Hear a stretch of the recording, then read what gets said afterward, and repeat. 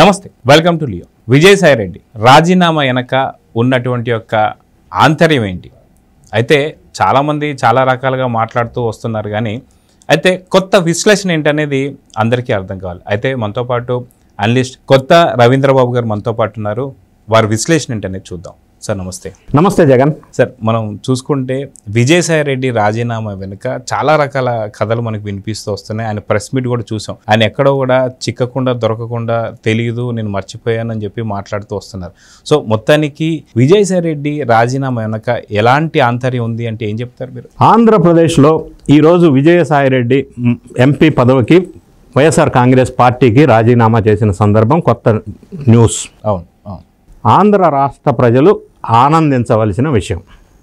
ఈ మాట ఎందుకు అంటున్నానంటే, ఆర్థిక నేరస్తులు రాజకీయాల్లో ఉండకూడదు కాబట్టి వైఎస్ఆర్ కాంగ్రెస్ పార్టీ వాళ్ళు బాధపడే సందర్భం. ఈ మాట ఎందుకు అంటున్నానంటే, విజయసాయి రెడ్డి గారిని ఏటుగా పేరు ప్రఖ్యాతులు గడించారు. ఏటు అంటే పార్టీ పెట్టినప్పటి నుంచి పునాదుల్లో ఒక అతను. ఈ వైఎస్ కుటుంబానికి 3 తరాలుగా సేవలు చేస్తూ వచ్చాడు. వైఎస్ జగన్ రెడ్డికి, రాజశేఖర రెడ్డికి, రాజారెడ్డికి. ఈ కుటుంబానికి సంబంధించిన అక్రమాస్తులు, సక్రమాస్తులు, ఆస్తిపాస్తులు, విషయాలు, లోతుపాతులు అన్నీ తెలిసిన ఒకే ఒక వ్యక్తి విజయసాయి రెడ్డి. అంత బాండింగ్ ఉన్న వ్యక్తి ఈరోజు ఎందుకు రిజైన్ చేశాడు అనేది ఒక సబ్జెక్ట్ చర్చనీయాంశం అయింది. అయితే ఇప్పుడు మనం నిష్పక్షపాతంగా విశ్లేషణ చేయవలసి వచ్చినప్పుడు ఒకటేమై ఉండొచ్చు అంటే, విజయసాయి రెడ్డి గారు చాలా రోజుల నుంచి పార్టీలో సఫోకేషన్కి గురవుతున్న సందర్భం మనకి తెలిసిన విషయం. దానికి రీజన్ ఏమంటే, భారతిరెడ్డి గారు సకల శాఖా మంత్రి ఒక అతను ఉండే అప్పట్లో ఆయన్ని ప్రోత్సహించటం వల్ల ఈయన్ని డిస్టెన్స్లో పెట్టడం, ఈ వైజాగ్కి సంబంధించిన ఉత్తరాంధ్ర ఇన్ఛార్జిగా ఇచ్చి పదవి, తర్వాత దాన్ని కూడా పీకేసి వైవి సుబ్బారెడ్డికి ఇవ్వటం, ఈ పరిణామాల నేపథ్యంలో పార్టీకి, జగన్ రెడ్డి కుటుంబానికి, విజయసాయి రెడ్డి గారికి కొంత డిస్టెన్స్ వచ్చిందనేది కొంత ఊహాగానాలు నేపథ్యం ఒకటి ఉంది. రెండో విషయం, ఈ వైఎస్ఆర్ కాంగ్రెస్ పార్టీ పడవ మునిగిపోయే పడవ. ఈ మాట ఎందుకు అంటున్నానంటే, ఈ మధ్యకాలంలో రవిచంద్రారెడ్డి గారు వెళ్ళేసి బీజేపీలో జాయిన్ అయ్యారు. తర్వాత విజయసాయి రెడ్డి గారు ఈరోజు రిజైన్ చేశారు. రేపటి రోజున అయోధ్య రామిరెడ్డి గారని రామ్కి అనే ఒక కార్పొరేట్ సంస్థకి అధిపతి, బిజినెస్ పర్సన్, ఇన్ని సంవత్సరాలు వైఎస్ఆర్ కాంగ్రెస్ పార్టీకి ఫండింగ్ ఇస్తూ, ప్రోత్సహిస్తూ, సపోర్ట్ చేసిన వ్యక్తి. ఆయన విదేశాల్లో ఉన్నాడు, వచ్చినాక రిజైన్ చేస్తాడు. ఇంతకుముందు నెలలో బేరం మస్తాన్ రావు కానీ, ఆర్ కృష్ణయ్య కానీ, మోపిదే వెంకటరమణ కానీ 3 ఎంపీలు రిజైన్ చేశారు. సరే, ఈ నేపథ్యంలో వీళ్ళ ఎంపీ రాజ్యసభ 11 నుంచి ఇప్పుడు 7కి వచ్చింది. ఇది వీక్ అవటం వల్ల బీజేపీకో, తెలుగుదేశం పార్టీకో ఎంపీలు మళ్ళీ స్థానాలు వస్తూ ఉన్నాయి, అవి బలపడతా ఉన్నాయి. ఒకటి మునిగిపోయే పడవన్నాం. రెండోది, ఈ ఇబ్బందికరమైన పొలిటికల్ ఈక్వేషన్ ఆయనతో సెట్ అవ్వట్లేదు. ఈ విషయాలను ఇట్లా పెట్టినప్పుడు విజయసాయి రెడ్డి రిజిగ్నేషన్ చేసిన తర్వాత ఆ రిజిగ్నేషన్ ట్వీట్లో ఉన్న అంశాలను మనం ఒకసారి విశ్లేషణ చేసినట్టయితే, చంద్రబాబు నాయుడు గారికి నాకు విభేదాలు ఏమి లేవు, పార్టీ పరంగా విభేదించాను అన్నాడు. పవన్ కళ్యాణ్ గారు చిరకాల మిత్రుడు అన్నారు. అంతవరకు బాగానే ఉంది, మిత్రుడో కాదో మనకు తెలదు. ఇక బీజేపీ విషయం ఎందుకు ప్రస్తావించవలసి వచ్చింది? అమిత్ షా, మోడీ గారు ఎంతో సపోర్ట్ చేశారు, 9 సంవత్సరాల నుంచి నాకు బలాన్ని ఇచ్చారు, శక్తినిచ్చారు, సపోర్ట్ ఇచ్చారని చెప్పాడు. అది ప్రస్తావించవలసిన అవసరం లేదు, అందులో ఏదో వ్యూహం ఉంది. తర్వాత భారతిరెడ్డి గారిని ప్రత్యేకంగా ప్రశంసించారు. ఎందుకంటే భారతిరెడ్డి గారి వల్ల ఈయన దూరం అయ్యాడు వైఎస్ఆర్ కాంగ్రెస్ పార్టీకి. అది సర్కాస్టిక్గా ఆమెను కూడా ప్రశంసించి ఉండవచ్చు. సో బీజేపీకి దగ్గర ఎందుకు అవ్వాల్సి వస్తుందంటే, ఇప్పుడు ఈయన మీద ఉన్న కేసులు, ఇప్పుడు మొన్న కాకినాడ సీపోర్ట్, అప్పట్లో గవర్నమెంట్ ఉన్నప్పుడు గన్ పెట్టుకొని రాపించుకొని, ఇప్పుడు గవర్నమెంట్ మారిన తర్వాత మళ్ళీ వాపస్ ఇచ్చిన సందర్భం మనం చూసాం. సరే, అందులో ఏమి డిస్కషన్ జరిగిందో, ఏమి వాళ్ళిద్దరు అండర్స్టాండింగ్కి వచ్చారో పక్కన పెడదాం. సో ఈ కేసులు ఒకటి ఎక్కువ అవుతా ఉన్నాయి, రోజుకొకరు కేసులు తవ్వుతూ ఉన్నారు, ఒక్కొక్కరు జైలుకి వెళ్తున్నారు లేదా విదేశాలకు పారిపోతున్నారు. ఈ విజయసాయి రెడ్డి మీద వాళ్ళ కూతురు, అల్లుడు వైజాగ్ తీర ప్రాంతంలో 1000 ఎకరాలు కబ్జా పెట్టిన కేసులు కూడా బయటకు వస్తున్నాయి. సింహాచలంలో కొన్ని 1000 ఎకరాలు దేవాదాయ సంస్థకి చెందిన 1000 ఎకరాలు కబ్జా పెట్టిన కేసులు బయటకు వస్తూ ఉన్నాయి. టోటల్గా దేవాదాయ శాఖ అసిస్టెంట్ కమిషనర్గా ఉన్న ఒక ఆమెతో అక్రమ సంబంధం పెట్టుకొని 38,187 ఎకరాలు కబ్జా చేసిన విషయం కూడా బయటికి రాబోతుంది. ఇన్ని రకాలుగా కేసులు బయటికి వస్తూ ఉన్నప్పుడు అరబిందో సంస్థకి సంబంధించి వీళ్ళ అల్లుడు, వీళ్ళ సంస్థానం అది శరత్ చంద్రారెడ్డి, ఈ కేసులన్నీ కూడా టైటన్ అయ్యే సందర్భం మనకు కనిపిస్తూ ఉంది. So what to do? Where is the escape route? One and only route, he has to protect himself. ఏదో ఒక అంబరెల్లా కింద ఆయన ప్రొటెక్ట్ చేసుకోవాలా. ఆ అంబరెల్లా ఎక్కడుంది? ఇక్కడ బీజేపీ కనిపించింది ఆయనకి. ఎందుకంటే బీజేపీకి ఈయనకి చాలా కాలం నుంచి బంధం గట్టిగా ఉంది. సో బీజేపీ వైపు ఈయన చూస్తున్నాడా అని ఒక కోణంలో విశ్లేషణ చేయవలసి వస్తుంది ఆయన ట్వీట్లో ప్రస్తావించిన అంశాన్ని. రెండో అంశం మనం నిష్పక్షపాతంగా ఆలోచిస్తే బీజేపీ నేషనల్ పార్టీ ఎక్కడైనా ఏ స్టేట్లోనైనా రాజకీయాలు ఎట్లా చేస్తుంది, ఆ పార్టీ బలపడాలంటే అక్కడున్న ప్రాంతీయ పార్టీ బలహీనపడాలి.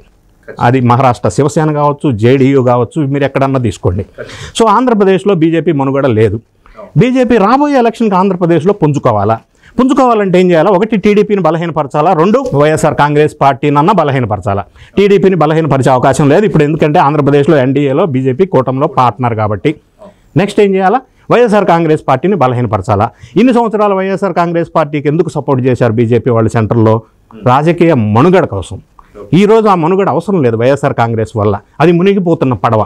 సో దీన్ని బలహీనపరచడం వల్ల, దీన్ని టైటన్ చేయటం వల్ల, జగన్ రెడ్డి గారికి ఉన్న కేసులన్నీ మళ్ళీ టైట్ చేసి బయటికి తీసి జైలుకు పంపిస్తే, పార్టీ కనుక చచ్చిపోతే, విజయసాయి రెడ్డి గారిని పక్కకు లాగితే, ఆయన ద్వారా నెక్స్ట్ రాబోయే ఎలక్షన్లో బీజేపీ ఆంధ్ర రాష్ట్రంలో కొంత బేస్ ఏర్పరచుకునే వ్యూహంలో భాగంగా విజయసాయి రెడ్డిని పక్కకు తీశారా? ఒక యాంగిల్. ఇంకొక యాంగిల్ మనం నిష్పక్షపాతంగా చూస్తే, వైఎస్ జగన్ రెడ్డే ఇప్పటిదాకా ఇన్ని సంవత్సరాలు విజయసాయి రెడ్డే కాపాడాడు, గత 7 సంవత్సరాల నుంచి. కానీ ఇప్పుడు పార్టీ లేదు, గవర్నమెంట్ లేదు, బీజేపీ వాళ్ళకి వైఎస్ఆర్ వాళ్ళ పార్టీని కాపాడాల్సిన ఆవశ్యకత కూడా లేదు. మరి జగన్ రెడ్డి గారి వ్యూహంలో భాగంగా వైఎస్ఆర్ కాంగ్రెస్ పార్టీ నుంచి విజయసాయి రెడ్డిని పక్కకు పెట్టి బీజేపీలో అటాచ్ చేసి, ఆ వ్యూహంలో భాగంగా జగన్ రెడ్డిని ప్రొటెక్ట్ చేయమని ఏమన్నా తోలిచ్చిండా? ఆ యాంగిల్లో కూడా మనం రూల్ అవుట్ చేయలేం. వీటన్నిటికి తోడు మన విజయసాయి రెడ్డి గారు ఒక మీడియా హౌస్ పెట్టాలని ప్లానింగ్ ఎప్పటి నుంచో ఉంది. జగన్ రెడ్డి గారు వద్దన్నారు, ఎందుకంటే ఆయన ఓన్ దుకాణం ఉంది కాబట్టి. ఆంధ్ర రాష్ట్రంలో అన్ని పార్టీలకి సొంత ఛానల్స్ ఉన్నాయి, సపోర్ట్ చేసే ఛానల్స్.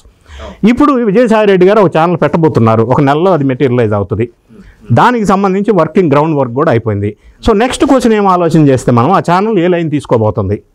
ఖచ్చితంగా బీజేపీ లైన్ తీసుకోబోతుంది. సో ఈ ఎలక్షన్ ఇప్పుడు ఇంకా టైం ఉంది కాబట్టి విజయసాయి రెడ్డి గారికి యాక్చువల్గా ఎంపీ పదవి ఇంకా 3.5 సంవత్సరాలు ఉంది. అయోధ్య రామిరెడ్డి గారు నెక్స్ట్ 10 రోజుల్లో రిజైన్ చేయబోతున్నారు, ఆయనకి 1 year ఉంది. ఈ 2 ఎంపీలు పోతాయి, మళ్ళీ టీడీపీకో జనసేనకో బీజేపీకో అవి కోటాలో యాడ్ అవుతాయి. సో విజయసాయి రెడ్డి గారు ఆ ఛానల్ పెట్టడం వల్ల ఈ ఎలక్షన్ ఇంకా టైం ఉంది కాబట్టి ఈ లోపు ఆయన అంటూ ఒక ఎస్టాబ్లిష్ చేసుకొని బీజేపీ కొంత సహాయాలు తీసుకొని కేసుల నుంచి ప్రొటెక్ట్ చేసుకొని దానికి దగ్గర అవుతూ నెక్స్ట్ ఎలక్షన్లో అటు జంప్ చేసుకోవటం వల్ల ఆయన రాజకీయంగా మనుగడ కోసం, రాజకీయంగా బతకటం కోసం ఇటువంటి వ్యూహం చేశాడని నేను అనుకుంటున్నా. రెండోది, ప్రెస్ మీట్లో ఏం ప్రస్తావించారు ఆయన? కొన్ని అంశాలు ప్రస్తావించారు. ఒకటి అభ్యంతరకరమైన అంశం ఏంటంటే, నేను ఇన్ని సంవత్సరాలు ఏదైతే నాలెడ్జ్ గెయిన్ చేశానో అది అందరికీ తెలియజేస్తా. I will share what ever the knowledge I acquired since last few years అన్నారు. అది నాకు బాధ అనిపించింది. ఎందుకంటే ఆయన గెయిన్ చేసిన నాలెడ్జ్ ఏంది? అక్రమార్జన, అక్రమ సంపాదన, అక్రమ కేసులు, లూటీలు, భూ కబ్జాలు. అవే ఆయనకు ప్రజలకు చెప్పేది. ఆయన అది చెప్పకుండా ఉంటే బాగుంటుంది. రెండోది, ఆయన ప్రొఫెషనల్గా చార్టెడ్ అకౌంటెంట్ అయ్యుండి వ్యవసాయం చేసుకుంటానంటే నమ్మదగిన అంశం కాదు, వేరే రకంగా చెప్పు ఉండాల్సింది.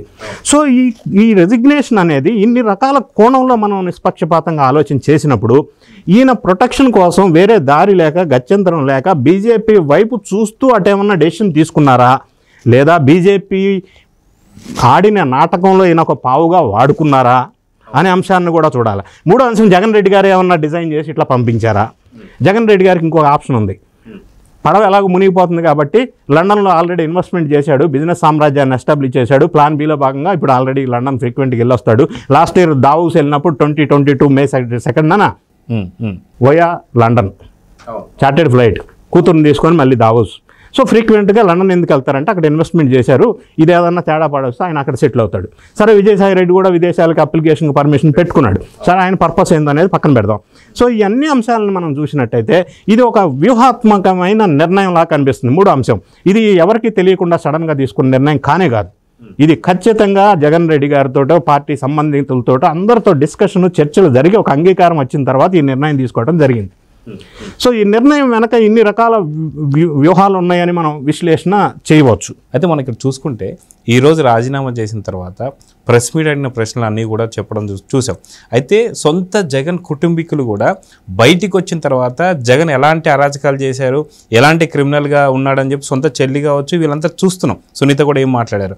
సో నిజంగా మనం విజయసాయి రెడ్డిని నమ్మాలి అంటే ఏదైతే ఇందాక మీరు అన్నట్టుగా అక్రమాస్తులు ఏమేమి చేశారు, ఎలాంటి ఆస్తులు ఉన్నాయి, ఏ ఏ కేసులు బయట పెడితే, అంటే ఈ కేసులు బయట పెడితే కానీ విజయసాయి రెడ్డి నమ్మలేము అని చెప్పేసి అనుకోవచ్చు అంటారా? ఇందులో ఇంకొక యాంగిల్ ఉంది. మొన్న ఈ మధ్య అమిత్ షా గారు వచ్చినప్పుడు డిన్నర్ మీట్లో చంద్రబాబు నాయుడు గారి ఇంట్లో వైఎస్ జగన్ గురించి కొంత చర్చలు జరిగినాయి, కొన్ని కాన్ఫిడెన్షియల్ చర్చలు కూడా జరిగినాయి. సో వైఎస్ జగన్ రెడ్డి గారి మీద ఉన్న కేసులు బయటికి తీసే అవకాశాలు కనిపిస్తున్నాయి. అది బాబాయ్ హత్య కేసు కూడా కావచ్చు, ఇంకా రకరకాల కేసులు కావచ్చు. మూడో అంశం, ఇంకొక అంశం కూడా ఉంది. విజయసాయి రెడ్డి గారు కనుక అప్రూవర్గా మారితే మరి జగన్ రెడ్డి గారి పరిస్థితి ఏంటి? అది కూడా మనం రూల్ అవుట్ చేయలేం. ఆ వ్యూహం కూడా ఒకటి ఉండవచ్చు. ఈరోజు ప్రెస్ మీట్లో కూడా అన్నారు ఆయన, నన్ను చాలాసార్లు నన్ను అప్రూవల్గా మారండి అన్నారు, బట్ అవ్వలేదు, బట్ ఇప్పటికి కూడా నేను కాదు అన్నట్టుగానే మాట్లాడుతుంది. అప్రూవల్గా మారితే ఏంటి జగన్ పరిస్థితి? ఏముంది, దుకాణం బంధు, కేల్కతం. ఇంకోటి ఏమంటున్నానంటే, ఈయన అప్రూవల్గా మారమని అన్నారు, మారలేదని చెప్తున్నాడు, వ్యవసాయం చేసుకుంటున్నానంటారు. ఇవన్నీ ఉట్టి మాటలు. ఎందుకంటే రేపటి రోజున ఒక నెల రోజుల తర్వాత కార్యకర్తల సమావేశం పెట్టాను, అందరు మనోభావాలు అభిమానాల కోసం నేను బీజేపీ వైపు వెళ్ళవలసి వస్తుంది అని అంటాడు. ఏముంది అందులో? అప్రూవర్గా మారవలసి వచ్చింది అంటాడు. ఏముంది? ఇవన్నీ పొలిటీషియన్స్కి నార్మల్ విషయం. ఈయన చేసిన అక్రమాలకి ఈయన అసలు బ్రాండ్ అంబాసిడరు. వైఎస్ జగన్ రెడ్డికి ఈయన అత్యంత సన్నిహితుడు A2 కాబట్టి. సో ఈ విధంగా విశ్లేషణ చేసినప్పుడు ఈ రాజీనామా వెనక ఇంత పెద్ద వ్యూహాలు ఉండవచ్చు అని నిష్పక్షపాతంగా మనం విశ్లేషణ చేయవచ్చు. సో ఎప్పటికీ బయటపడే అవకాశం ఉంది. నిజంగా ఈ మనకున్న అనుమానాలన్నీ తీరాలి అంటే విజయసాయి రెడ్డి నుంచి ఎలాంటి రావాలి, లేదా జగన్ నుంచి ఏం రావాలంటే ఏం చెప్తారు? ఇంకొక నెల రోజుల్లో ఈ విషయంలో ఏం జరిగిందనేది బయటకు వచ్చే అవకాశాలు స్పష్టంగా ఉన్నాయి. ఎందుకంటే ఈ నెల రోజుల్లో ఇప్పుడు వాళ్ళు ప్రణాళికలు కొన్ని ఉన్నాయి, కొన్ని వ్యూహాలు అవి బయటకు వస్తాయి. కాబట్టి విషయాలన్నీ కూడా ఒక నెల రోజుల్లో ఖచ్చితంగా బయటకు వస్తాయి. ఇంకోటి ఏంటంటే జగన్ రెడ్డి గారితో లండన్లో ఉన్నా కూడా ఆయనతో చర్చలు జరిపిన తర్వాతే నిర్ణయం తీసుకున్నారు. అదంతా తెలియకుండా జరిగిన సంఘటన ఏది కాదు. అదైతే వెరీ క్లియర్. అన్నీ జరిగి పకడ్బందీ ప్లానింగ్ ప్రకారం ఈ నిర్ణయం తీసుకొని ఉండవచ్చు. ఆర్థిక నేరస్తుల ఆలోచనలు అన్నీ కూడా ప్లెయిన్గా ట్రాన్స్పరెంట్గా ఉండవు, అందులో చాలా మెళుకువలు ఉంటాయి. కాబట్టి మనం ఆ విధంగా దాన్ని చూడవలసి ఉంటుంది. సో చూద్దాం సార్, ఖచ్చితంగా మీ చక్కటి విశ్లేషణ అయితే ఇచ్చారు. నిజంగా విజయసాయి రెడ్డి నెక్స్ట్ ఎత్తుగడలు ఏంటి అంటే నిజంగా ఛానల్ వైపా లేదా వ్యవసాయం అనేది అయితే అందరికీ తెలిసిందే, అది నవ్వుతారు. అంటే వ్యవసాయం అంటే ఆర్థిక నేరస్తుల వ్యవసాయమా, రాజకీయ వ్యవసాయమా చెప్పలేదు, దాంట్లో ఖచ్చితంగా చెప్పలేదు. కాబట్టి ఆ వ్యవసాయానికి ముందు ఏముంది అనేది మాత్రం ఖచ్చితంగా అతి తొందరలో అయితే బయటపడబోతుంది. సో చూద్దాం సార్ ఏం జరగబోతుంది. నమస్తే, thank you. Please subscribe to Leo news for more videos.